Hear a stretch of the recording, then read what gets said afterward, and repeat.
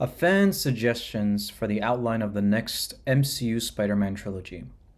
My previous video was just about MCU Spider-Man 4. I'll leave a link in the description below.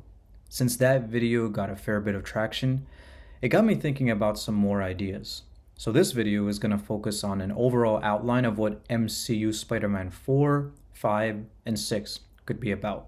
This is not meant to be a full plot of explanations, but basically just key plot points that the script should make sure to incorporate and tackle throughout the trilogy. So, let's get to it then.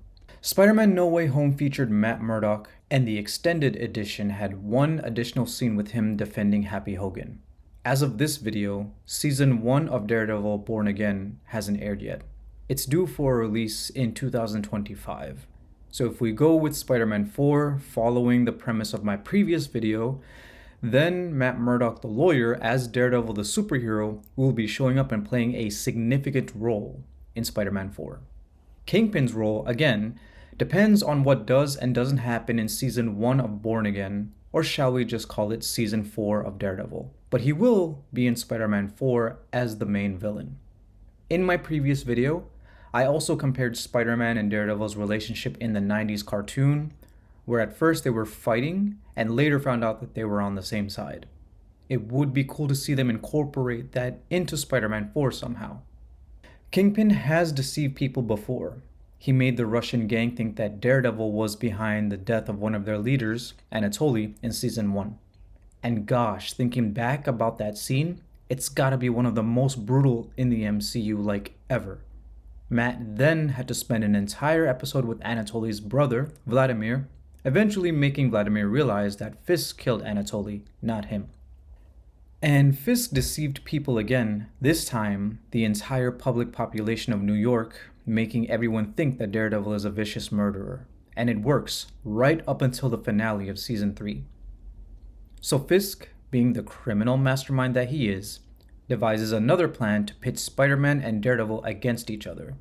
Perhaps the first time these heroes cross paths will be a hostile meeting. And the most interesting aspect of this could be Matt's sonar power versus Peter's spidey sense. After the brick catching scene in No Way Home, I saw a lot of rhetoric online saying that Matt's sonar sense is better than Peter's spidey sense since he caught the brick instead of Peter, but I'm not sure that's the case. I'm pretty sure he caught it simply because he was sitting in a position just a tad closer to the window than Peter was. Some people have even claimed that Stan Lee himself confirmed that Daredevil's sonar power is superior, but I wasn't able to find a source to corroborate that. In fact, I did find panels in the comics where Spider-Man and Daredevil did indeed fight, and Daredevil was saying to himself that he cannot outmatch Spider-Man's quote-unquote sixth sense.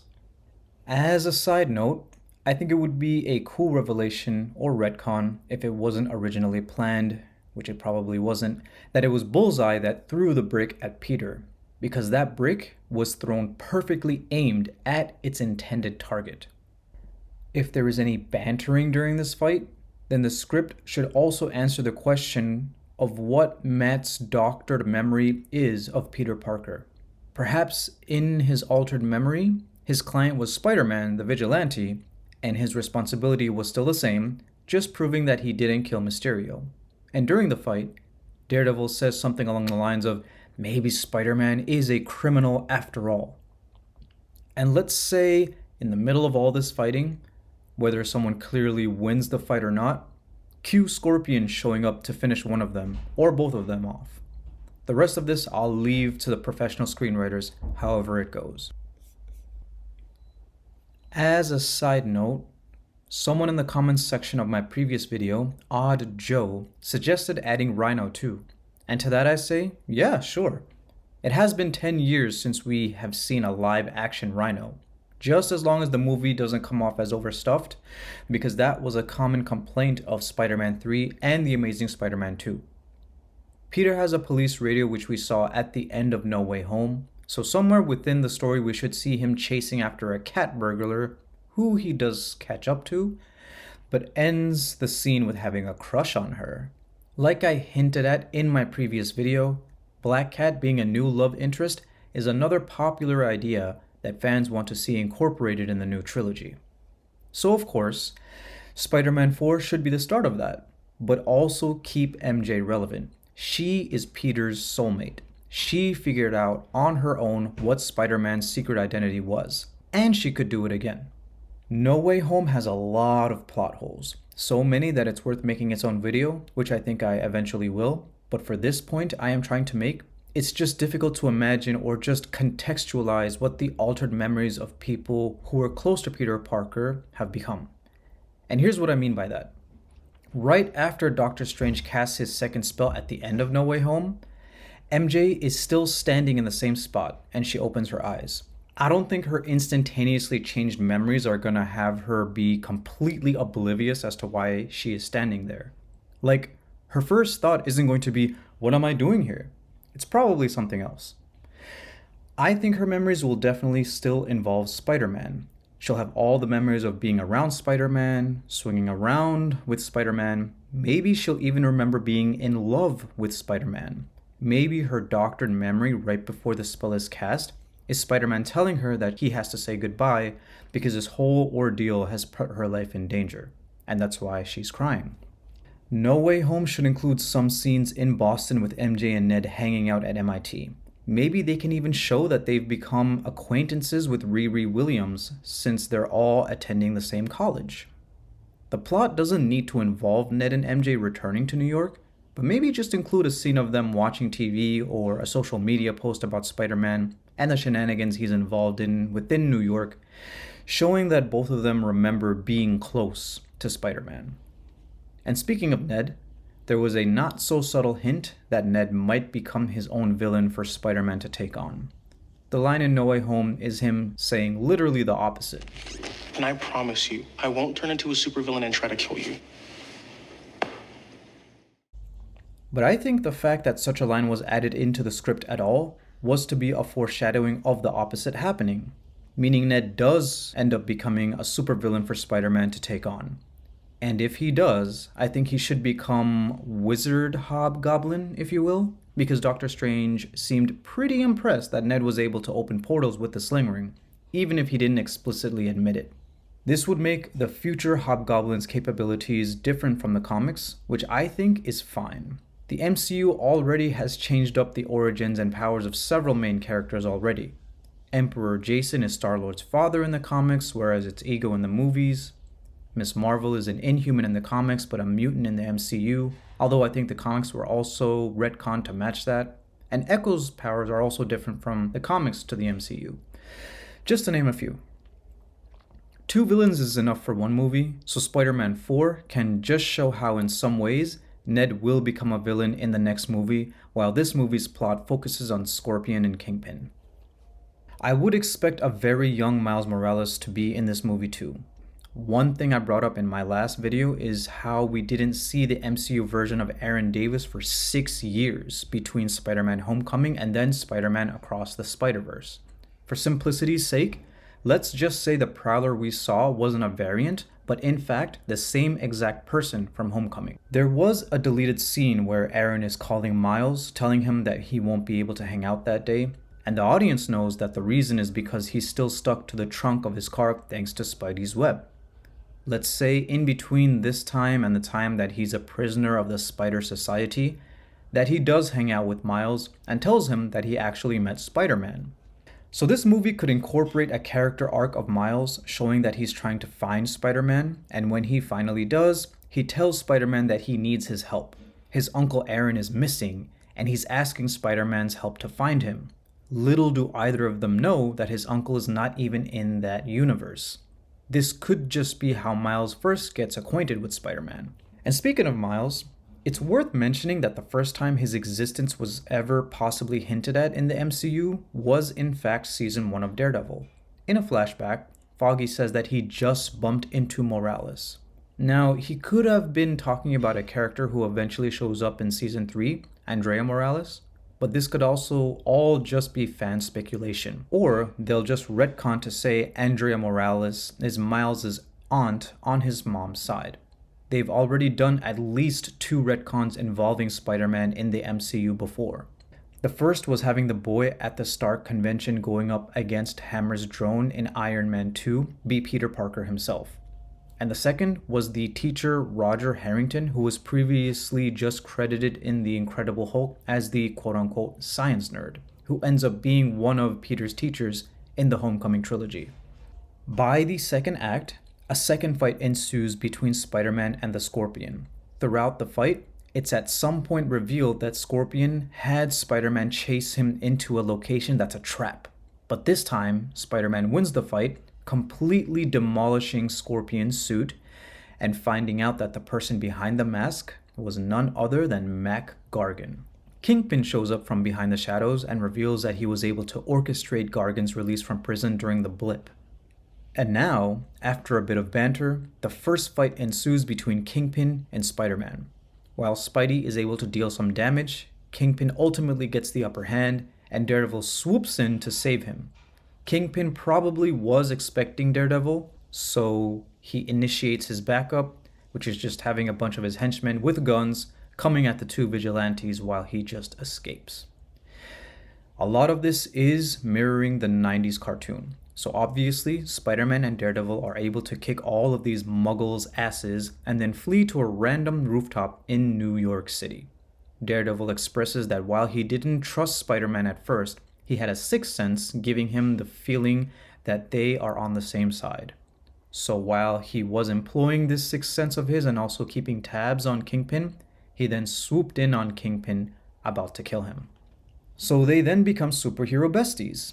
And Daredevil can even joke about how he also has a thing for women that know how to fight, meaning Elektra, and how he's aware that Spidey has a crush on Black Cat. While the conversation is lighthearted, Spidey then gets concerned about his secret identity. Then we can have a repeat of this scene from the 90s cartoon. Wait a minute. If you can see through disguises, does that mean you've seen through mine? No. I've respected your right to privacy. I'm a big believer in the Constitution and the law. That would be cool. And given how supersonic Daredevil's senses are, he'd have to be holding back a lot to make sure he can't hear Peter's voice through his mask to know who he is. Mentioning Black Cat could motivate Spider-Man to see her again, so he finds her trying to steal something valuable from Fisk, and she catches herself in some trouble, where Spider-Man is able to save her. With a little more flirtation, maybe they could have their first kiss, and Felicia is also able to help Spidey in some way, as whatever it is she tried stealing provided a clue of Kingpin's whereabouts on a certain date. So then he meets up with Daredevil, shares the details, and they agree to rendezvous to fight Kingpin together. And then we have the final battle of the third act. Kingpin is more or less defeated, so it's a victory for the heroes on some level, but they aren't able to get anything material to have Wilson Fisk, the billionaire, indicted. That's it for now with Spider-Man and Daredevil, and Kingpin's character arc continues on with whichever season of Born Again that the scheduled programming leads to of the MCU. The symbiote should be out there somewhere too. I guess we can just say that Venom somehow cloned itself to become its own fully grown symbiote. Maybe that can be the final scene of the movie, showing that Spider-Man bonds with the symbiote, creating a new suit for him. The post-credits scene could be Miles getting bit by a radioactive spider. The end. Now I just want to say that as of recording this, I have heard some recent rumors about Spider-Man 4. The first one being that, once again, Charlie Cox is expected to return as Matt Murdock. The second is that Anya Taylor-Joy might join the cast, most likely as Felicia Hardy, aka Black Cat. The third is that the movie is gonna have symbiotes in it. The fourth is that Zendaya is expected to return, but in a smaller role. And the fifth is that Sony and Disney are basically looking for MCU Spider-Man 4 to be another team-up movie akin to Deadpool and Wolverine, since that was a huge success. So far, so good with these rumors. No mention of Miles yet, but just because there is no rumor about him doesn't mean they don't have plans to incorporate the character. And even if they don't, we know he's going to show up someday. So that just about does it for Spider-Man 4. So now, on to Spider-Man 5. This will be the film where Peter bonds with the Venom symbiote. Now, even though I said Spider-Man 4 could end with Peter already bonding with the symbiote, Spider-Man 5 doesn't necessarily have to start off that way. Here's what I mean. In The Bourne Supremacy starring Matt Damon, the final scene is the main character, Jason Bourne, having a phone conversation and then walking away. The Bourne Ultimatum, the sequel, incorporated the same exact scene during its plot somewhere in the middle of the movie. This hypothetical Spider-Man 4 and 5 could be something similar, where even though Spider-Man 4 ends with Peter bonding with the symbiote, the actual scene doesn't occur until later in the plot of the sequel Spider-Man 5. I want the first act to pick up inspiration from Into the Spider-Verse, where Peter Parker senses another human being bitten by a radioactive spider. Peter swings by Miles, telling him that it's gonna be okay, that he could show him the ropes, basically how an impromptu Spider-Man mentor-protege relationship would start.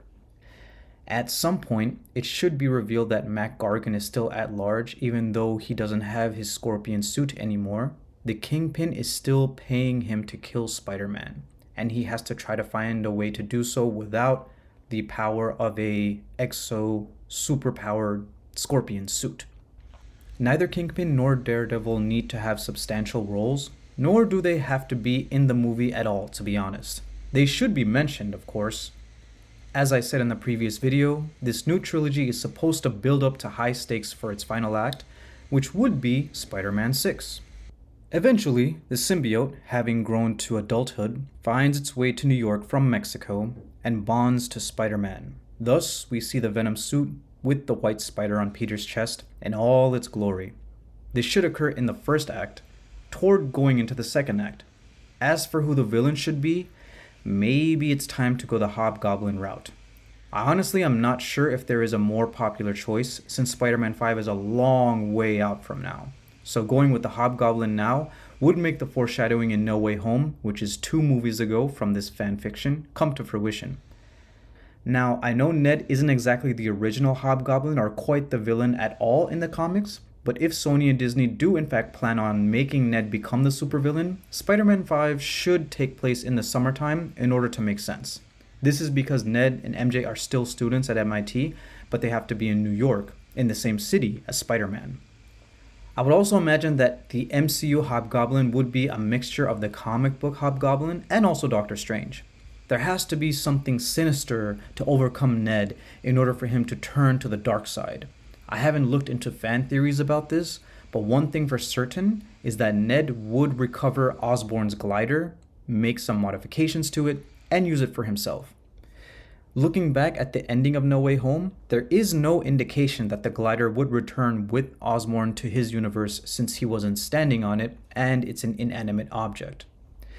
Ned also gets himself his own sling ring. Perhaps he breaks into the Sanctum Sanctorum and gets himself one. I gotta be honest, I'm not even sure what his motivation would be as a villain. But again, that's up to the professional writers of the screenplay to figure out.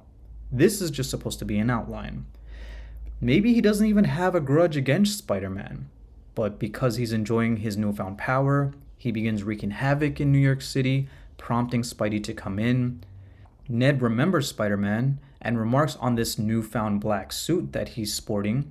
Something in the back of his mind sparks, a reminder that he has seen Spider-Man in a black suit before, only it was Peter's suit that he was just wearing inside out.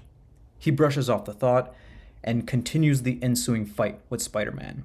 Mac Gargan is there trying to catch Spider-Man in a weak spot so that he can take a shot. Ned, as the Hobgoblin, is forced to retreat, but swears they will see each other again. With Spidey distracted, Gargan tries to take his shot, but Peter's Spidey sense triggers right at the same time as Miles, who himself has been practicing, and shoots a web at Gargan, disarming him. This angers Gargan, who seems like he's then going to assault Miles, but Spider-Man swoops in to save him. Peter is also angered, extra angered due to the symbiote's influence, but Miles holds him back, telling him he thinks he's going too far. Peter comes to his senses, tells Miles he's right, and they both flee the scene.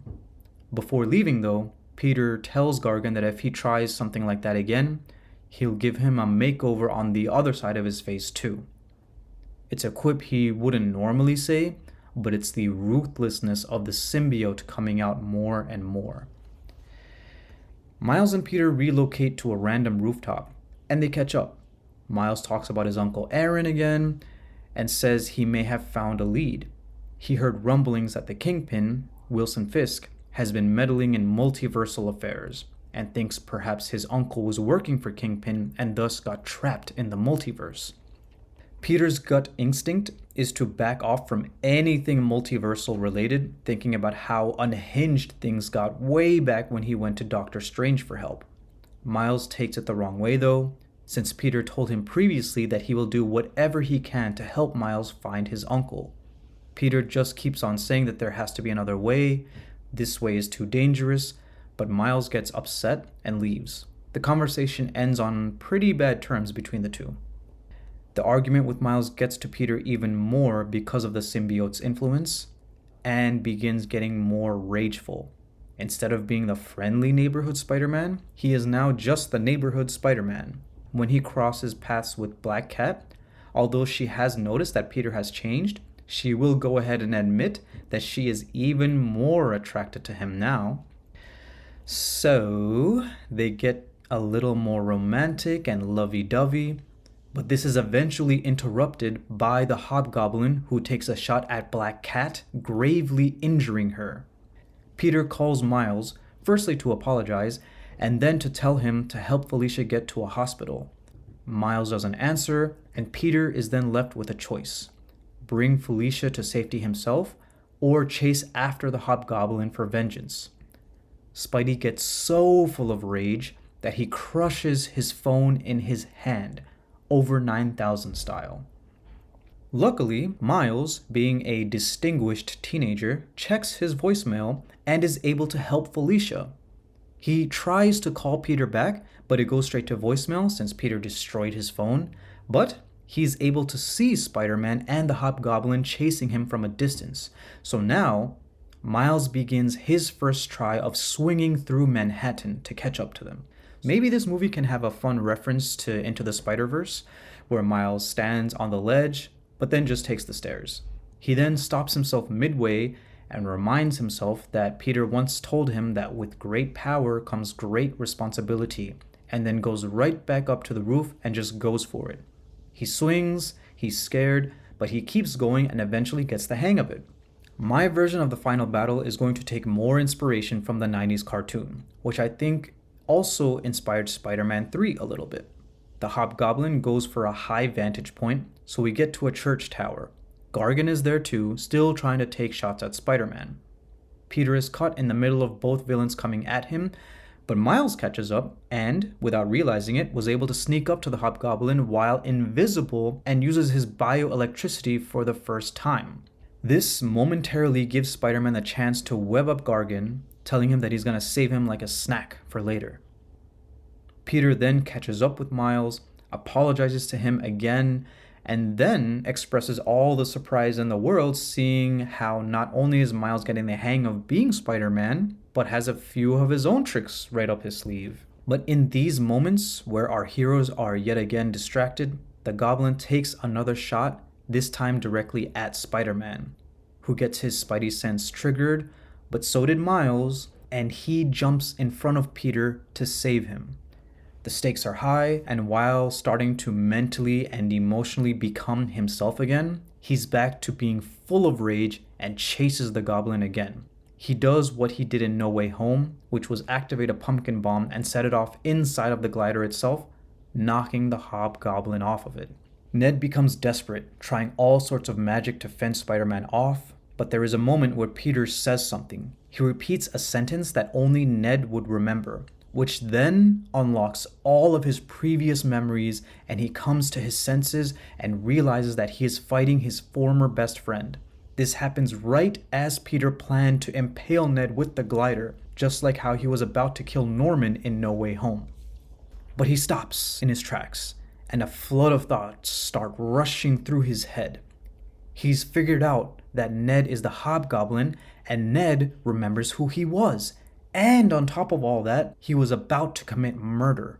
After realizing the damage he was about to cause, Spider-Man finally realizes that it is time to part ways with the symbiote and forces it off with the sound of the church bell, just like we saw in the 90s cartoon and Spider-Man 3.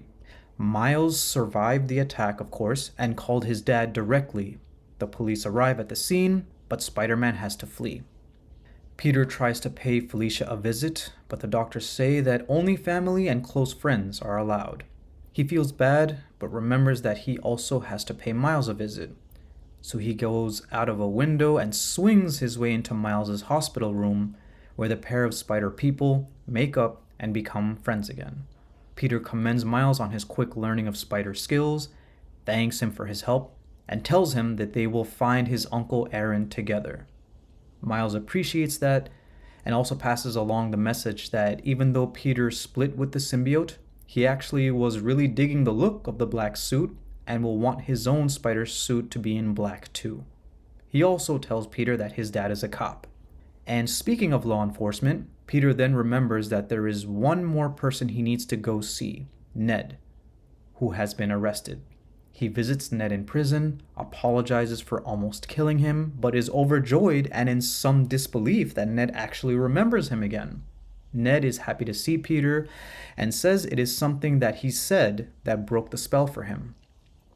Ned also goes on to say that he would tell MJ himself, but he can't since he's in prison and MJ hasn't been able to see him because of what's happened.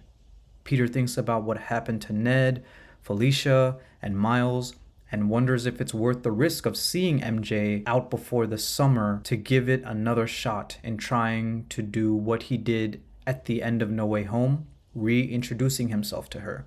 At the very least, what he's thinking about now is helping Ned. And lucky for him, Peter knows a really good lawyer. The post-credits scene flashes back to the night the Hobgoblin was defeated. Mac Gargan is still tied up in Spider-Man's webs, and the symbiote begins to trickle down and then bond with him. We now have our MCU Venom, who continues to swear vengeance upon Spider-Man. So that's all I got for Spider-Man 5 for now.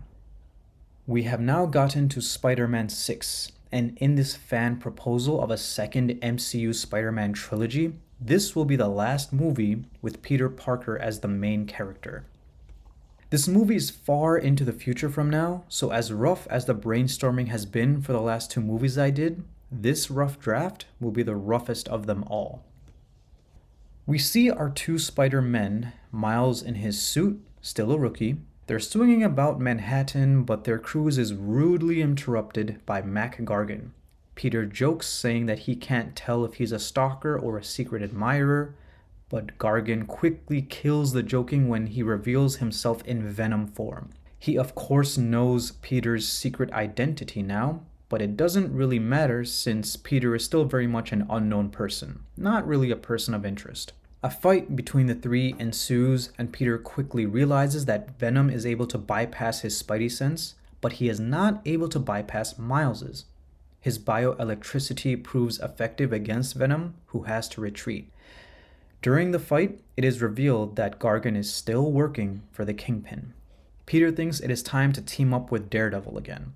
I'm not sure at this point of the story if it should be revealed that Peter and Matt know about each other's secret identities, because that would also call into question in this hypothetical fictional scenario if it would be right for Peter to also tell Miles about Daredevil's secret identity.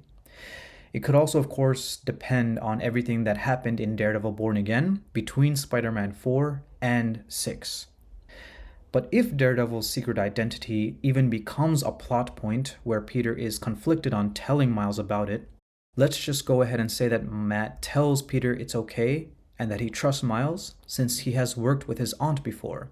And that's Andrea Morales, so we're connecting the dots right there. So Matt tells Peter and Miles that Wilson Fisk is indeed meddling in multiverse shenanigans, and it's up to us to stop them. We cut to Kingpin himself, who, on a quest for power, has been conversing with villains in both the multiverse and his own universe to get what he wants and what he needs. In my previous video, I said that a conversation between Kingpin and Thanos would be very interesting, and this would be the opportunity to have it. The scenes involving Kingpin could also reveal that he was the secret interested party of Pymtech in Ant-Man and the Wasp. That still hasn't been revealed, at least as of making this video. So instead of keeping that as another loose end of the MCU, this can be a way to fill in the gap. The Pym particles are not only able to make the user travel through time, but create alternate universes in the process, as we saw from the events of Avengers Endgame. I know that this video is all veering into fan fiction territory, but it's meant to just be a proposition of how to get all of these character arcs going. So getting back to Kingpin, what would be really cool is to see a scene of him talking to an alternate universe Thanos. Perhaps the two evil madmen are talking about the balance of power and whatnot, and by the end, they also make a deal. Thanos gives Kingpin something in exchange for Kingpin giving Thanos something else. Whatever it is, this helps Kingpin put together a team to take out Spider-Man once and for all. As of making this video, Sony has announced that they're putting an end to their cinematic universe, at least for now. There were rumors about them rebooting it, and even rumors about them selling the Spider-Man cinematic rights back to Disney. Now, I'm not the guy to say never, because I'm the guy that always says never say never. People used to say Spider-Man will never be in the Marvel Cinematic Universe. People used to say Daredevil is never going to join the films of the Marvel Cinematic Universe. Yet, here we are. But I'm just going to say that I don't believe these sets of rumors. For me, this is a case of just, I'll believe it when I see it. The reason I am mentioning all of this now is because the Vulture showed up in a post-credit scene in Morbius. He was also teased at the end of Homecoming, so I think Sony and Disney had plans to bring him back. Maybe Sony wanted Morbius to tie into it more, but Morbius is out of the picture now. Let's say Kingpin finds a way to bring Vulture back via the power of the multiverse. Or maybe Vulture has already returned to his prison cell in his home universe because of Doctor Strange's second spell. In this case, Kingpin anonymously pays for Vulture's bail from prison and then arranges for Adrian Toomes to meet with him, telling him that he's putting together a team to kill Spider-Man. Toomes is of course game for it, but tells Wilson Fisk that his Vulture suit is still out in a different universe. Fisk says that's no problem. In my previous video, I said that the Prowler could be or could not be also recruited. If he is, Fisk brings him back home via the power of the multiverse and hires him. So far, the Sinister Six team is Venom, Vulture, and Prowler. Maybe the Rhino as well, if we go with what was suggested in the outline for Spider-Man 4. Perhaps Kingpin wants to test and see if 4 versus 2 is enough to take out the two Spider-Men, so he has them seek out Miles and Peter, and we have a fight ensuing. Miles and Peter feel as though they are no match for all of these villains, and in comes Daredevil and Black Cat to assist and fend them off. During the fighting, Peter was able to figure out that some of these villains were from different universes. Our heroes believe that whatever Fisk is planning is a much larger picture involving the multiverse. Since Fisk's headquarters is where the multiverse shenanigans keep starting, Peter, just by himself, decides to go there to put a stop to it at the source. Then we have a Kingpin versus Spider-Man one-on-one. I can't think of any convoluted plot point that could bring Toby and Andrew back into the fold, so let's say somewhere in this fight about a multiverse of madness, Toby and Andrew are transported into the MCU again and assist Spidey in fighting Fisk and are forced to retreat with henchmen with guns. The three Spider-Men then have a proper reunion, and Miles gets an introduction as well. Later, Daredevil and Black Cat too. After a good amount of unwinding, the team then preps for a final battle. Peter 1, Peter 2, Peter 3, Miles Morales, Felicia Hardy, and Matt Murdock. I was originally thinking that Insomniac Peter could end up as part of the team, but whatever cinematic plans Sony might be having for that character is probably involved in the animated Spider-Verse movies. If and when that happens, I still think Dylan O'Brien should be cast as him. The guy always wanted to play Spider-Man in his 20s and never got the opportunity. If If you guys could be any superhero, who would you be? Spider-Man, Spider-Man, Spider-Man, Spider-Man. Anyway, the Sinister Six team is made up of Mac Gargan as Venom, Adrian Toomes as the Vulture, Alexei Sitsevich as the Rhino, plus or minus the Prowler if he gets to be a part of this movie, and then plus or minus 2 other team members. And then we have our epic final battle, 6 versus 6. Just imagine the fight in your head and have the villains defeated. But Daredevil still has unfinished business. He corners Kingpin, escaping just like he did at the end of Season 3, and we have our final showdown as what was supposed to happen when the original Netflix series got cancelled. Spider-Man starts saying his goodbyes to his Spidey bros. He and Felicia talk about them, their relationship, and while she may love him, she'll say that he loves being Spider-Man more than he loves her, and that it's best that they both part ways. Miles says he sensed something strange about the Prowler who managed an escape and wants to look into this further. Peter then realizes that Daredevil is already gone and knows exactly where he may have run off to. We cut back to Kingpin's fight with Daredevil, and just as Kingpin is about to give the final blow, Spider-Man shows up just in the nick of time to save his superhero best friend. This final fight could end in a variety of ways, and it really depends on Tom Holland.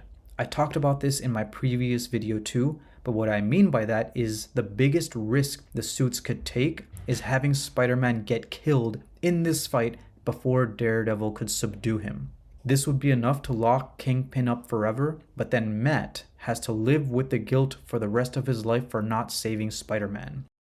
This would also mean that however MJ gets her memories back the same way Ned did, maybe she did manage to go and see Ned while he's awaiting trial, and Ned just gives MJ a bunch of details about the past that unlocks her memories. She rushes to where she thinks Spider-Man may be, but it's already too late. Or maybe she already was in love with Spider-Man, and talking to Ned unlocked her memories, which made her want to see him again. Like I said, this depends on what exactly MJ's memories are altered into at the end of No Way Home. I personally think she will have memories with Spider-Man and remembers being in love with him. So if the suits really wanted to take a risk, they would have Kingpin kill Spider-Man. I don't think this is necessary, to be honest. I think the movie should end with Kingpin being defeated and Peter and MJ getting happily reunited. So when I say that the ending depends on Tom Holland, what I meant is that maybe at this point, whenever there is a Spider-Man 6, he may not want to keep playing the character in major roles. Or maybe he will. So have him either retire and go full-time as a science teacher, in which case his roles in future MCU projects would be limited to something like small supporting roles or cameos, or have him become part-time as Spider-Man and full-time as a science teacher while Miles goes full-time as Spider-Man. Either way, Peter and MJ get to live happily ever after while the spotlight now shines on Miles. If the Prowler isn't going to be in this Spider-Man 6 movie, then the first part of the next trilogy should involve him in some way, since Peter has to fulfill his promise of helping Miles find him. The end. Okay, I know that a lot, if not all of this, has veered into fanfiction territory, but it is all still just meant to be an outline, or a rough draft, if you will, for the next MCU Spider-Man trilogy. And by the time we have a Spider-Man 6, the multiverse saga of the MCU could be over, but they can still have a multiverse movie after the multiverse saga, just like how there were installments of the MCU during the multiverse saga that incorporated the Infinity Stones to some extent, even though it's past the Infinity Saga, which was phases 1, 2, and 3. If you made it to the end of this video, thanks again so much for watching. It ended up being longer than I thought it was going to be. Let me know in the comments what you think, and until next time, holla at your boy.